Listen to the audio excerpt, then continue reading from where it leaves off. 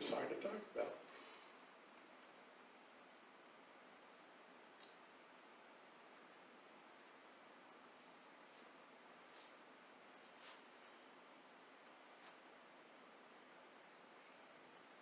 So Becky and I traveled to be around my family when we got married. So Becky and I traveled to be around my family when we got married, and then we went back to California after our honeymoon, and so I was gone for about 2 weeks. And I went back to work, and I saw my office, and someone else's name was next to my office. So I went to the secretary and I asked what was going on, and she said, "Oh, the boss will be by, he wants to talk to you." Well, I knew it was coming. And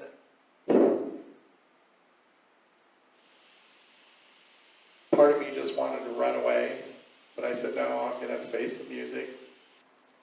It's funny because one reason my boss laid me off was I hadn't gotten productivity. I hadn't gotten very much productivity one day, even though I worked a lot. Well, I was gathering signatures, and I had to drive 2 hours to gather a signature and drive 2 hours back. Well, that's 4 hours in the day. And I was almost to the house, and I got a call from one of the secretaries that said, "We need you to come back right away and fix some of this paperwork."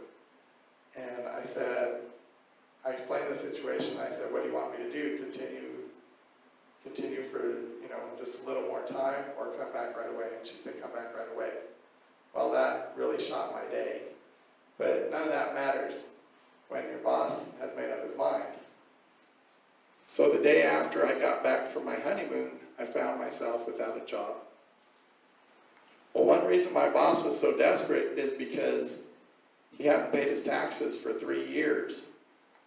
And I guess he figured he was doing such a great work for the community that the IRS was just going to let him continue this business practice. Well, they didn't. They shut him down overnight. It made the news. People were coming for their appointments. They didn't even have time for the secretaries to cancel all the appointments. So people were coming for their appointments, and the doors were locked. So all this is to say, don't mess with the IRS. And I'm going to talk about that some more later.